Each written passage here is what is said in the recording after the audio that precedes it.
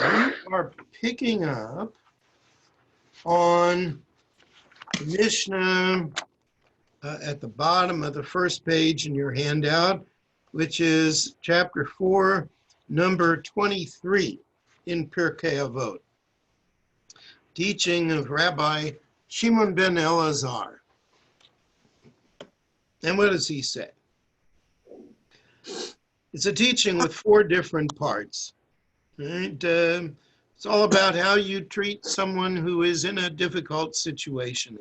And a good deal of it has to do with timing in how you respond. It's not so much what you say, but how you say it at times. So here's what he says to us. Al teratzeh chavirach bishat kaso. Do not try to pacify your colleague at the time when he is angry. That's part 1. Part 2, V'yal tenachamenu b'shah shemeto mutal lefanav. Do not try to comfort him at the time when his deceased one is lying before him. Part 3, V'yal tish'al lo b'shat nidro. Do not challenge him at the time he makes a vow. Making vows was something which in that period was a very popular religious response to a lot of stressful opinions. V'yal tishtadel liroto bishat kalkalto. Last part says, don't try to see him, don't intrude upon him at the time when he is most disgraced. Okay? So those are the 4 parts. Part 1, do not try to make amends with someone when they are angry. Right? You know that somebody is angry at something that you want to change. You don't want them to be angry at somebody else. You don't want them to be angry at you, certainly. But it doesn't help to confront emotion. And so you absorb it for a while. And then, you can reach out to them later when they're not so heated about it, when they're not caught up in the passion of their anger. You remember the saying, fools rush in where angels fear to tread? That's sort of what Rabbi Shimon wants us to keep in mind. Right? So that's part 1. Part 2, do not try to comfort him when the corpse of his beloved lies before him. And again, the peak moment of grief is not the time you want to try to offer consolation. If you're a friend of someone, you want to try to comfort them. You want to erase the hurt that your friend must be feeling. But you can step in too quickly. And it may seem to them that you don't really respect how much they're grieving. Right? And maybe they're just not ready yet. The shock is too deep. The wound is too deep.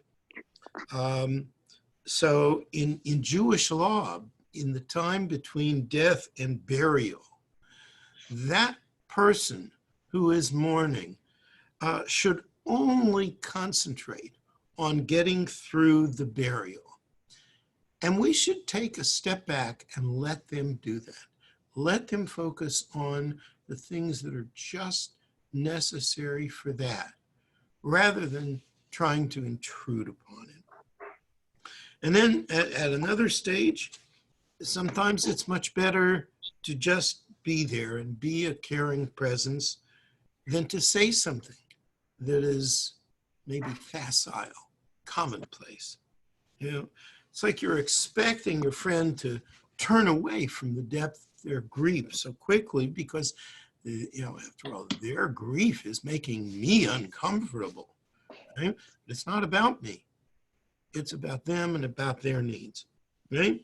And if we try to push aside their grief because it makes us uncomfortable, then we can actually add to the mourner's feelings of loss, and it can really harm our relationship because it seems like we're not respecting the depth of their own feelings and their deep connection to the person that has died. Now, there's another issue of timing regarding someone who is in mourning. Usually, that time is not the time to offer a lot of theological explanation about why something bad has happened. Now, if someone is in terrible pain at the time that someone has died, really in the immediate aftermath of it, they can't absorb theology, right? And so if somebody comes in with answers that, they try to respond to, the big issues of, why bad things happen to good people, then those people are going to tend to push us away, and they will take longer to come to terms with what they've lost. We all understand that we're supposed to comfort mourners, but not out of our own need and our own discomfort with the way they're feeling. It's about them. It's not about us.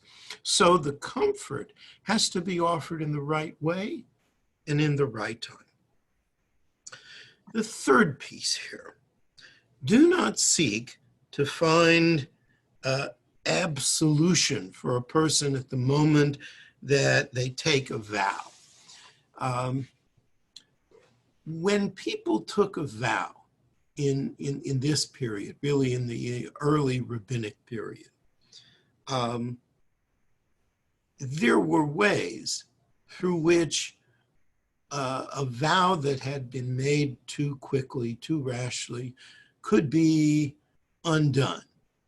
Right? The rabbis had various mechanisms for that, and you just had to consult with the rabbi, and the rabbi would figure out how to do that.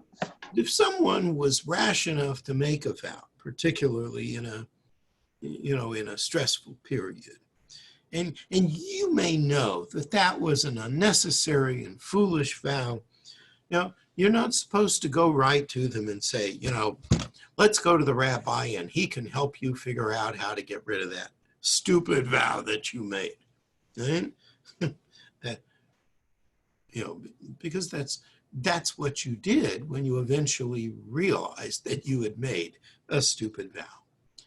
But if a person just said it, you don't want to offer that to them right away, because it's not respecting the depth of the feeling that caused them to make that vow, even if it was rash. Right? Wait until they begin to think about things a little more rationally.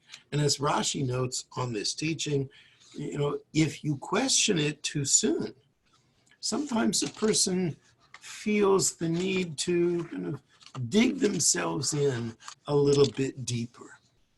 And it becomes even harder to get them to look in a different direction. Legally, vows can be erased by asking questions that indicate if a person was aware of certain circumstances at the time of the vow, then they wouldn't have made it. Right? But you don't ask those kinds of questions right after the vow, right? Because their resolve, the resolve that caused them to make it, was so strong that the person would reject any attempt to absolve them of it. And that rejection would make it so much more difficult for them to use an opening even a little bit later on. So it's not helpful to inject yourself into that immediately. Even the right intervention requires the right moment. Right? And then the last part of this, right? Don't attempt to go see the person when they're feeling humiliated. that person is likely to think, you're coming to visit me and tell me what a fool I made of myself. Right? You might be eager to help them, but they don't necessarily know that. You have to have patience to do it effectively. You have to be less concerned with getting whatever you feel off your own chest and maybe more concerned about the results you bring about through your reaction. Rabbi Shimon says, should be so considerate of the other person's feelings that you never want to see them at their bad moments. And that makes a lot of sense. The Maharal of Prague notes that someone who has suffered some kind of humiliation, some kind of ruin, sometimes they find company a burden because the company sees him in this degraded state of feeling, which makes them different from everyone else, and being different is also a source of discomfort. And so, like every other form of hurt that is mentioned in this Mishnah, takes time to be able to accept what has happened and come to terms with it. And that's why we need to let others have that time and not try to help them right away. Helping them right away is maybe a feeling about what we need.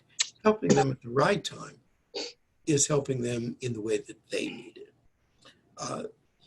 The Bible has a great example of people who went to see someone and tried to comfort them when they were humiliated. And that's found in the book of Job. When Job loses his children and his wealth, there are 3 people who go to visit him and they say, well, Job, hey, everything happens for a reason. Translation, you did something bad to make this happen, and God is punishing you. So how crass is that? Right? So don't be like Job's friends, and where your words might sound like criticism and even unintentionally add insult to injury.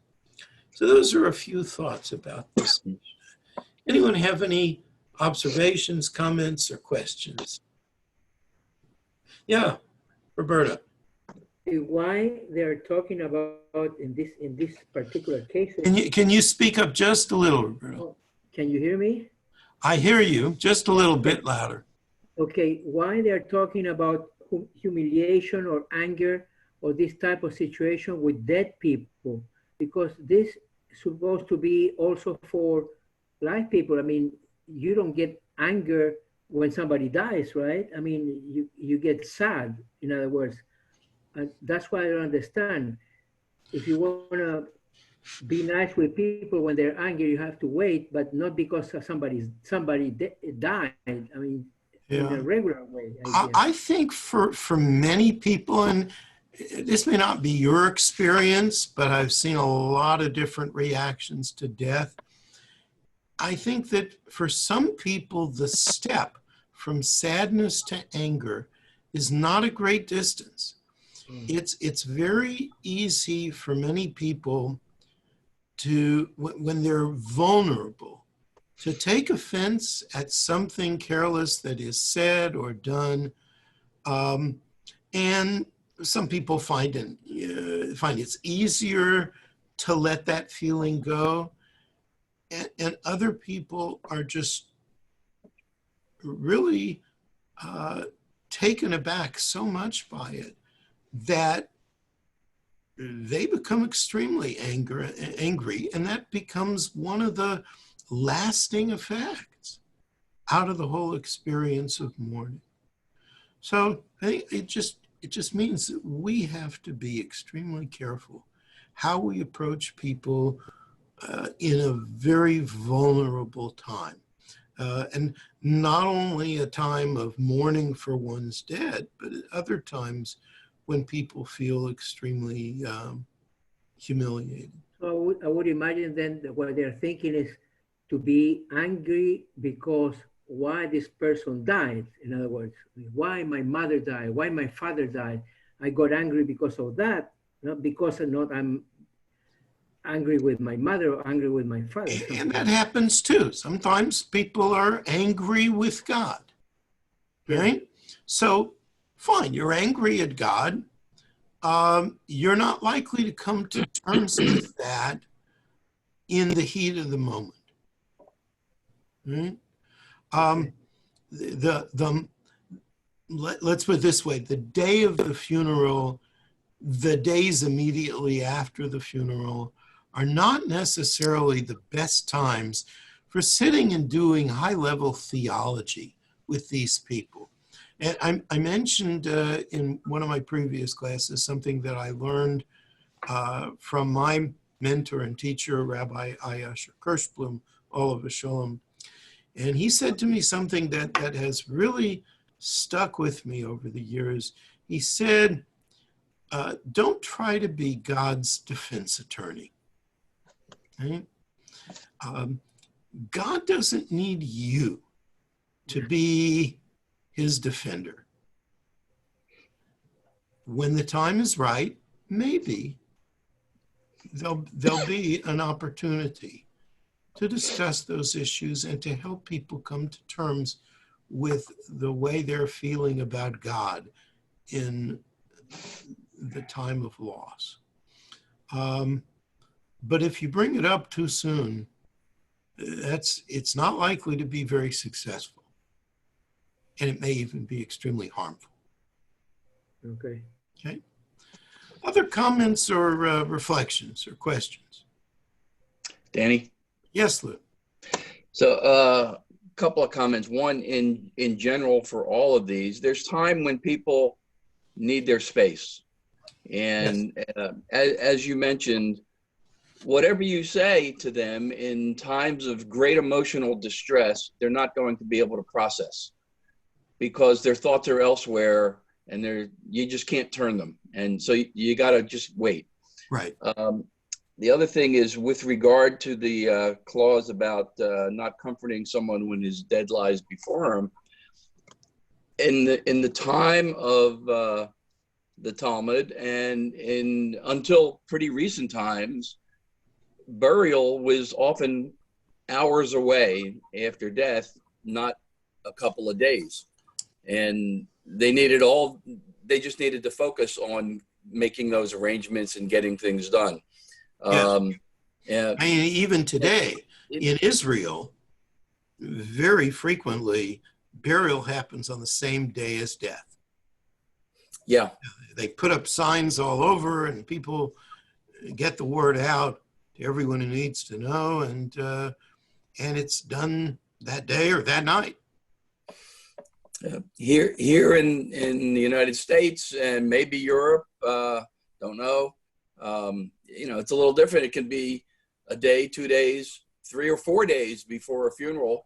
And with that extended time, there is time maybe to comfort the mourner, but not in the immediate aftermath of death. Yes. You're right. It frequently happens now that death is, precedes the funeral by 2 days or even 3 days. Still very unusual for it to be more than that. But, time helps. It may not heal, but it definitely helps. But, even so, I'm very cautious about approaching people about their anger and their discomfort right after the funeral. If I know there are issues that need to be discussed, that should be discussed, I'll often wait a good while, even after the Shiva, when people have, the emotions are not quite so raw.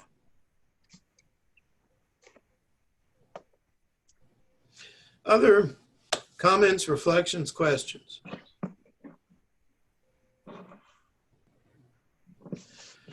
All right. let's go on to number 24. Right? This is a teaching of Shmuel HaKatan, a very interesting name. HaKatan means the small. Right? It might have meant that he was physically small, might have meant that he was young, right? That he, in age he was small relative to his colleagues. It also may have referred to his degree of humility vis-a-vis his colleagues and his community. So this teaching is extremely unusual in Pirkei Avot. All it is a verse that he quotes from Scripture, a verse from chapter 24 in Proverbs. He felt maybe that this verse was so good that he didn't need to say anything else. He didn't need to comment on it. He didn't need to reinvent the wheel. Nothing, right? Here's the teaching. Bin fol oyivcha al tismach. Do not rejoice when your enemy falls. Uvakoshlo al yagel libecha. Do not let your heart be glad when he stumbles. Pen yireh Hashem v'ra b'einav, lest God see it and be displeased. Beheshiv me'alav apo, and his anger will be moved from your enemy unto you. Right? The basic message of this is don't be happy when your enemy loses. You know what? The wheel turns. Next time, it might be you. Right? And don't be arrogant just because you won this time around. Again, the wheel might turn against you. Your enemy didn't disappear. Right? Your enemy just had a fall. Your enemy stumbled. Right? Now, it's natural to be glad that they didn't do harm to you, that they were not able to affect you. But if you gloat about it, where does that take you? Right? What does that do to you? Now, an interesting thing about Shmuel HaKatan. Shmuel HaKatan was the author of the blessing in the Amidah, which begins, V'lamal shinim al tihi tikva. May there be no hope for the slanderers. Basically, this blessing, which has gone through a few changes in Jewish history, but it was originally directed against sectarians, possibly against those Jews who had joined the camp of the Christians. And the 20th century Rav Kook, who taught how important it was to love every Jew, said that only Shmuel HaKatan could write this blessing, because only a person with a high degree of modesty and kindness could be trusted to put a limit on the expression of hostility against the sectarians. Feelings ran very, very high in that era. As you can imagine, some of these sectarians would go and inform to the Romans about whatever the Jews were doing, whatever might make the Romans angry. And so, informers don't, they're not popular with the people they inform on. And Shmuel HaKatan, while he says it like it is in this blessing, he doesn't necessarily say that these people should all die. He wants them to do differently. Right? So there's an element of restraint in the blessing that he put together. Some of the rabbis were very sensitive to the idea of retribution. The idea that we see so frequently in the Bible, the idea of measure for measure. Very often you have that kind of thing in the stories of the family of Abraham and Isaac and Jacob and Joseph. Um, Joseph is sold into slavery by his brothers, and measure for measure, his brothers then have to bow down to him and serve him and eventually become dependent upon him in Egypt. Measure for measure. Jacob is, he's the one who deceives his brother in order to, and it deceives his father in order to take away the birthright, the blessing from his brother Esau. So what happens to Jacob? He also becomes deceived by his father-in-law, and he winds up in his marriage being to the bed of Leah and not to the bed of his beloved Rachel. Okay? And of course, there are all kinds of bad things that happen out of that, but measure for measure is an important principle in Scripture. Okay? But we know that sometimes bad things just happen. They're not necessarily a punishment for what you did. They're not necessarily something you deserve. And so Shmuel says here, don't get caught up in that kind of thinking about others. Okay? Don't rejoice in the fall of your enemy, and don't say, oh, God made this happen. I'm so good. God is really on my side. Okay? Because when the wheel turns, you may have to deal with that kind of thinking for your own misfortune. Okay? The Maharal of Prague teaches that one of the reasons for this idea that we don't rejoice at the downfall of the wicked is it might teach us to focus on the wrong thing. Yeah? It's not really the downfall of the wicked that we want to see. We want them to repent. We want them to change. We want them to do well. We've all heard the saying, hate the sin, love the sinner. Right? That's the way we ought to act. And that's the way we should think. Right? Don't get caught up in celebrating the ruin of that person, of what's happened to them, because that's not really what we should want. Now, if you wonder what kind of behavior in Shmuel HaKatan's community prompted him to admonish them not to rejoice in the fate of their enemy, there's a German word that has come into vogue lately because there's a lot of it going around, and the word is Schadenfreude. Right? It's the satisfaction and even the pleasure that we sometimes get from seeing another person's misfortune.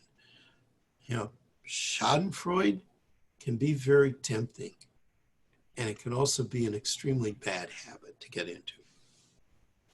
Rabbi Tamar Elad Applebaum has a very insightful comment on this teaching. She says, even when you win a battle, even when you win a war, when it's most tempting to rejoice, leaders should strive to be teachers. You should set a tone of reconciliation, of support. Remind other people that the vanquished, the losers in the war, are also human beings. And they're also created in God's image. It's so important that the winners, even when they win over truly evil regimes, keep their eyes on preventing more war and bringing about peace. So I'm going to stop here and just leave the last couple of minutes for us if anybody has other questions or observations about this particular teaching. I suppose there was not a Shmuel HaGadol. You didn't mention that. That's not why he's Shmuel HaKatan. Not that I'm aware of.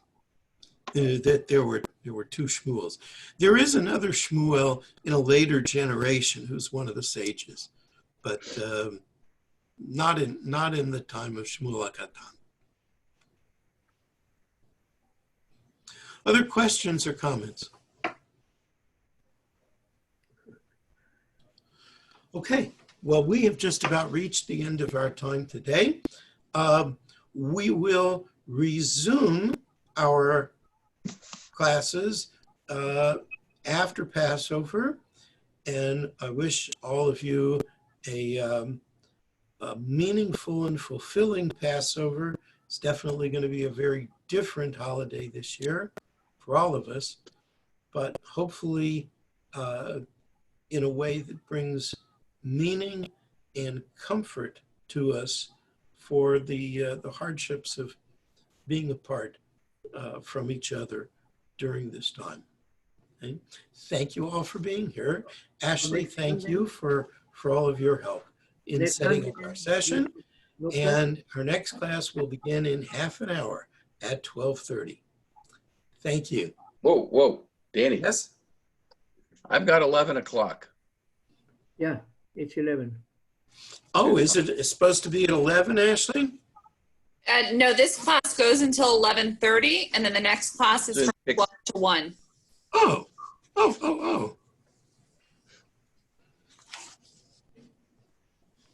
Well, no wonder I didn't cover as much as I thought I should. Okay, so moving right along. Thank you, Ashley. Number 25, right? The teaching of Elisha ben Abuya. Okay? Elisha ben Abuya, very interesting character who's famous for reasons that I'll discuss in a little bit. But here's the teaching that he's made famous for. Halomed Yeled Lama Hu Domeh. Someone who learns as a child. What is he like? Lidio Chetuva al Niyar Chadash. He is like ink written on fresh paper. Ahalomed Zaken Lama Hu Domeh. Someone who learns as an elder. What is he like? Lidio Chetuva al Niyar Mahuk. To ink written on blotted paper. Okay? So when should you learn? Ideally, you should start learning as a child because learning is cumulative. That's when you build a base in a child's brain. You know, you create a path for deeper learning and understanding. Besides, we all know little kids are sponges, right? They pick up all sorts of things. Right? And for us older folks, learning new things is more difficult sometimes. And big changes in life are more difficult as we get older. Okay? You've built a whole life based on the choices you've made earlier. How many of us want to go back to school when we're 50 years old? Okay? Not so many of us. Okay? I want to share with you a story about a sermon I gave many, many years ago in my congregation in Kansas City. It was on Parshat Shmini, which deals in large measure with some of the laws of kashrut. And I gave a great sermon one day on why we should all keep kosher and why we should integrate kashrut into our lives. And one of my past presidents who happened to be there that Shabbat morning came up to me after the service and said, "Rabbi, that was a terrific sermon. I really enjoyed that and I appreciate that. But I want you to know that I can't start keeping kosher." I said, "Well, why not?" And he said to me, "Because my wife will divorce me if I do." And his wife was there that morning and she confirmed that. She said, "I'm not going to start doing that now. I'm not going to live my life with somebody who wants to do that. It's just not for me. It's not for me." And I turned to him and I said, "I understand. There may be little ways you can integrate kashrut into your life, but you've already made the choice to join your life to someone who's made some other choices. and who feels very differently. And so there's nothing you can do about that, or, not very much at any rate, right? Once you've made many life choices, other changes often become more difficult. Now, about Elisha ben Abuya, the very important character in rabbinic history. Elisha ben Abuya was a learned rabbi who became a heretic. And there are two theories, basically, about why he turned away from Jewish life and observance. One version has it that he went in for the practice of Jewish mysticism, and he wasn't ready for it. And it gave him inappropriate thoughts, which ultimately led him astray. The other theory is that he saw a child fall to his death in the process of performing a mitzvah, the mitzvah of shooing away the mother bird when you take its eggs from its nest, right? And that is one of the two mitzvot for which the Torah promises long life for its fulfillment. So he responded to that by saying, Leit din v'leit dayan. There is no justice and there is no judge. Right? And so he turned away from Jewish life and learning. What's very interesting, though, is that they didn't censor his teaching out of the book. The teaching was true and it made a lot of sense. And so they left it in spite of the fact that the teacher himself proved not to be a model for Jewish life. Rabbi Tamar Elad Applebaum gives a novel interpretation to this teaching. One of the great teachers, one of the great dangers for teachers is that they will forget to be students. Even an older person should make their learning like ink on fresh paper, as if they were young, as if they were willing to just, begin to reflect on new possibilities. If you only learn, not when you are older, but as if you were older, if you only learn as someone who's no longer open to fresh ideas, then you're not keeping up. Teachers have to prepare themselves to encounter the world every day, every class, with a sense of wonder, and to be able to hear new lessons and incorporate new ideas into the teachings to which they respond. So this is a little bit about Elisha ben Abuya's teaching. Comments or questions up to here?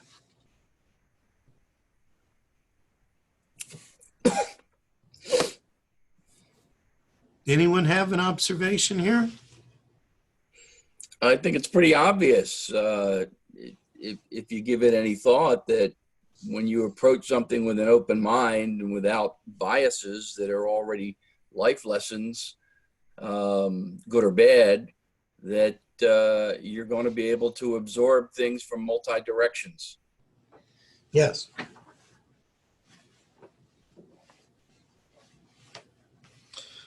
But, as someone who is older, I can attest to how difficult that can be. I'm older than you. I was not going to say anything, Lou. It's all right. I'm proud of it. Not that I'm older than you, but that I am what I am. Thank you, Popeye. And that's all that I am. Yeah.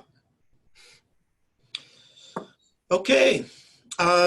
Next, number 26, teaching of Rabbi Yosef bar Yehuda Ish Kfar HaBavli, from the village of Bavli, a Babylonian village. Right? Who Omer? Here's his teaching. Halomed min hakatanim, l'mahu dome. To what can we compare someone who learns from the young? La'ochel anavim kehot, to one who eats unripe grapes, v'shota yain migito, and who drinks from the vat. Okay? So learning from the young, from, let's say, from wine that isn't truly well developed. That has its problems. V'alomed min hazakenim, lama hu domeh. One who learns from elders. What is this like? La'ochel anavim b'shulot. One who eats ripe grapes, v'shota yayin yashan, and who drinks aged wine. So there are, the point of this, I think, is that there are all sorts of new ideas that pop up, and that, some of them may be wonderful, and some of them may superficially appear to be wonderful.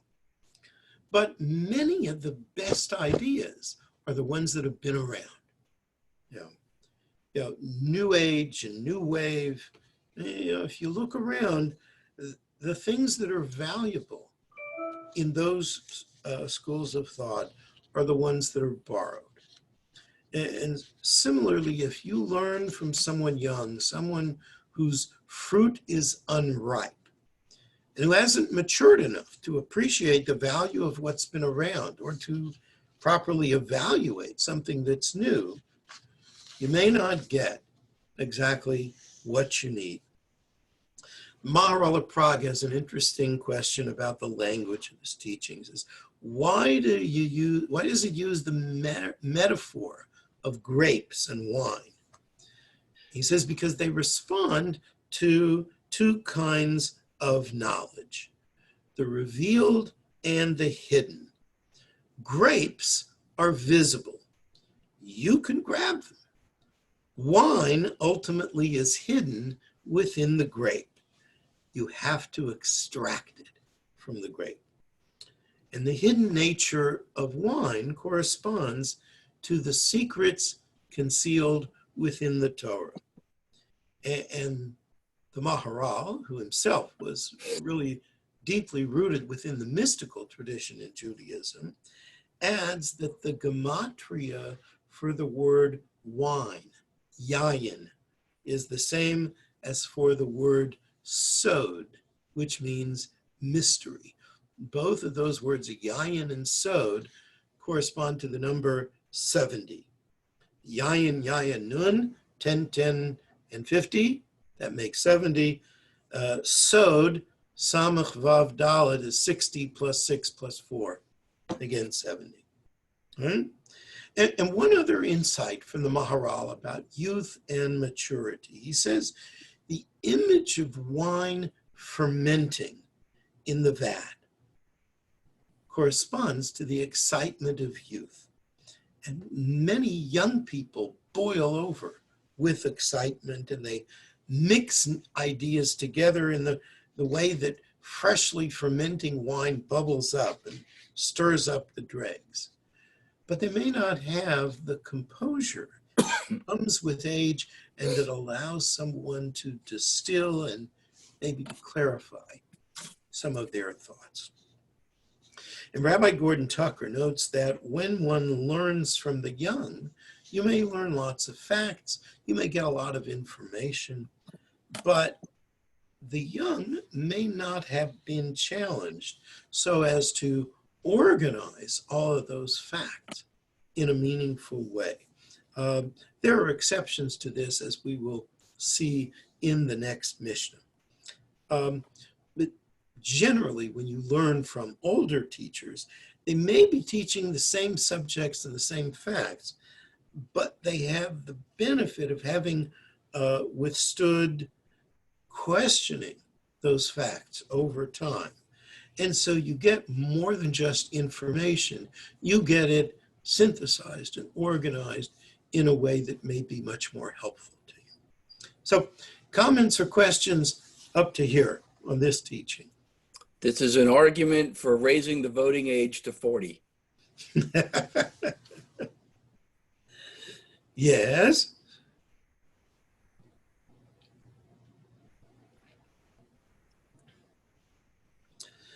How old was Isaac Luria when he died?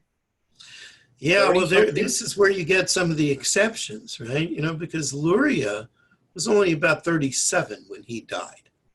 And in fact, the period of teaching when he was in the city of Tzfat in the 16th century and really was the outstanding teacher of that community, he only lived there for about 3 years. Right? So, yeah, there are many exceptions to this rule. And of course, there's a parallel to the idea that, one doesn't begin studying Kabbalah until the age of 40. Right? Luria obviously was an exception to that. So was Rabbi Nachman of Bratslav, the great Hasidic teacher. Right? He also died before he was 40. Right? And yet his impact on the Jewish world is still immense. Right? Even well outside the Hasidic world and those who continue to identify as part of the Bratslaver community who still think of themselves as the Hasidim of Rabbi Nachman.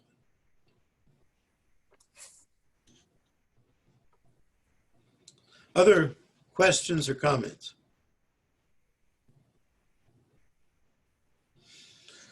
All right, number 27. Right? This is a teaching of Rabbi. Right? He's called Rabbi. Right? Really refers to Rabbi Yehuda HaNasi, Rabbi Judah the Prince, who was the editor of the entire Mishnah, of which Pirkei Avot is just one tractate, and was the acknowledged leader of the Jewish community in Palestine in the period right around the end of the 2nd century, beginning of the 3rd century. There are those who dispute that this particular teaching belongs to Rabbi Yehuda HaNasi. Some attribute it to one of the other sages of the time, Rabbi Meir. Okay? So here is what he says. Similar to what we have seen in the last couple of teachings. Al tistakel bakankan ela v'meh sheyesh bo. Do not look at the flask, but upon what is in it. Yeshkankan chadash malei yashan. There may be a new flask that is filled with old wine. V'yashan she'afilu chadash ein bo. Or you might have an old flask, which doesn't even have new wine in it, that might be completely empty. Okay? So it's not about the age of the teacher. It's about what they have to offer, the depth of what they have to say. A young teacher may have very well-developed knowledge in a certain area. An older teacher may not necessarily have developed anything of substance that was worth sharing. Right? We do talk about someone living to a ripe old age, but a person can live to the age of 100 and not necessarily have any substance to them. But of course, many people live short lives, and yet they have great accomplishments to their credit. So this teaching is a corrective to the view of Rabbi Yossi in the previous Mishnah. So generally, yes, an older teacher is to be preferred, but there are young teachers who have tremendous knowledge. So judge them by their merit and not necessarily by their age. Right? So this is where knowledge of the exceptions, the people like Isaac Luria and Rabbi Nachman, those examples are very important. Sometimes you accept wisdom wherever you find it, before it's lost. And we all know the saying, don't judge a book by its cover. In a way, this is the same message. Don't judge the wisdom that a person has to teach just by how old they are. Sometimes the elders may not have wisdom or even necessarily common sense. As the Maharal of Prague puts it, the variation in people's physical appearance is insignificant compared to the variation in their knowledge, their wisdom, and their opinions. Certainly physical appearance is not how you want to judge people. And I think it's very interesting that this particular teaching may be from the person who actually edited the entire Mishnah, who is, if not completely in charge of the content of Pirkei Avot, at least, certainly very involved with it. It's as if he wants to make sure that we don't give too much weight to either of the preceding teachings, that we judge wisdom not by the age of the person offering it, because age doesn't guarantee wisdom. You focus on the inner nature of the teacher and not on externals. Okay? So, comments or questions up to here?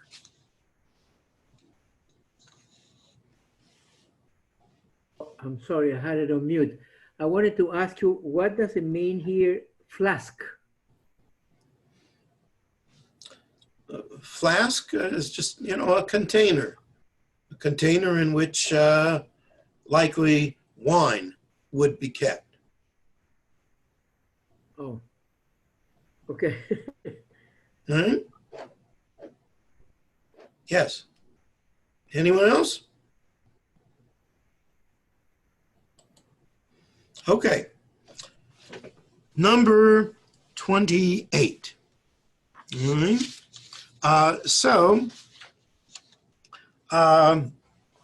Teaching of Rabbi Elazar HaKapar. Hakina v'atava v'hakavod motzi'im et ha'adam min ha'olam. Envy, lust, and pursuit of honor literally will drive a person from the world. It can ruin a person's life, right? Now, what really is the kind of thing that ruins a person's life? You can have all kinds of success in this world, but there are certain things, if you allow them to take you over, then your success won't matter. And the success won't be how you'll be remembered. Jealousy, lust, ambition. Those are the things that literally take you out of the world. Now, wanting things that you shouldn't have, that you can't have, and letting that desire overtake you. Rashi quotes a verse from Proverbs that says, envy rots the bones, right?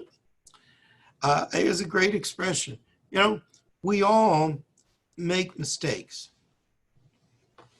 but those mistakes shouldn't be the ones that we make, right? We don't want to be caught up in those things. Those things are really the kinds of things that can destroy us. Maimonides says that any of these three sins can make a person forget their Torah learning, forget whatever they've learned. And I suspect that those kinds of sins are the things that can make people forget everything that they've ever learned, everything about right and wrong, everything about how to stay off the front page of the paper and the 10 most wanted list.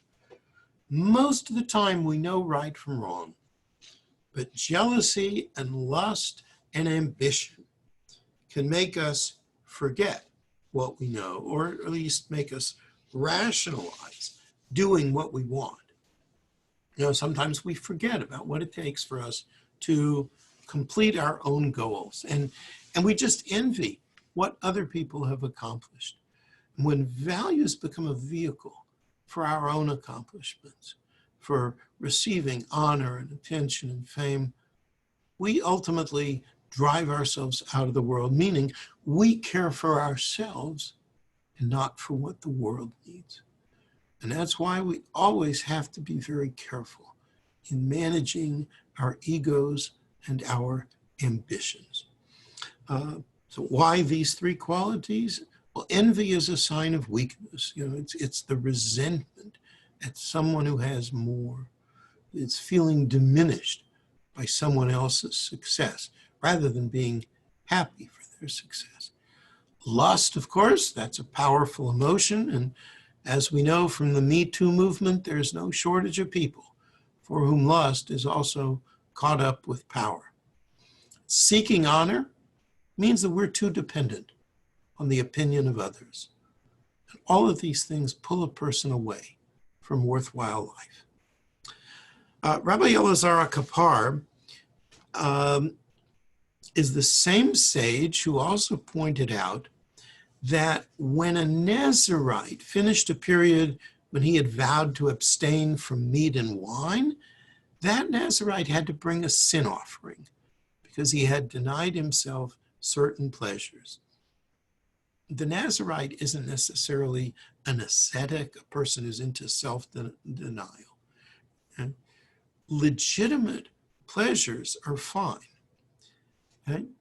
And Elazar Kapar says you should enjoy legitimate pleasures. He says don't give in to the really bad urges or even to good and permitted things in excess, because they will take you out of the world. Maharal of Prague says that it was three qualities which took the first man out of the Garden of Eden. The creation story tells us the woman saw that the tree was good for food. And that refers to physical needs. You know, everyone has them, but you can't overdo them. And the verse continues, it was a delight to the eyes, referring the temptation of seeing something that you know you're not supposed to have. And finally, the verse says, the tree was desirable to make one wise. Well, you know, sometimes you want a shortcut to wisdom, to leadership. But shortcuts, they can take you out of the world you live in. Sometimes shortcuts can land you in prison. Right? Rabbi Tamar Elad Applebaum comments that the previous segments all had to do with teachers.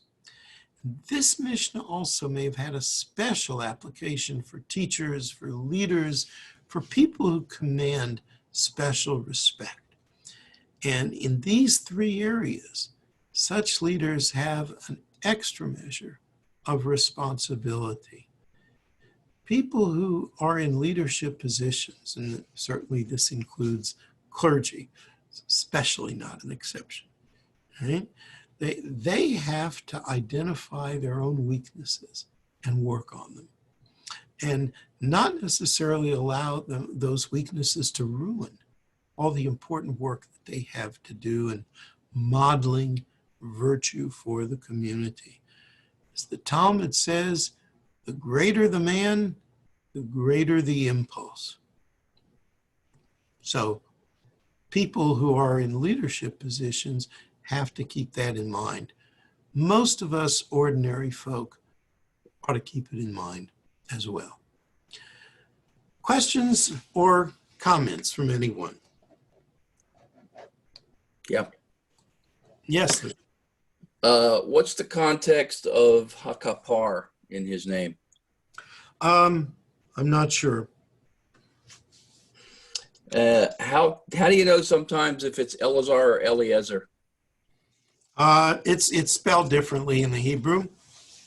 Now, kapar may well have, it isn't spelled the same way in Hebrew, but it has the same sound as kapara, right, which means atonement, like Yom Kippur.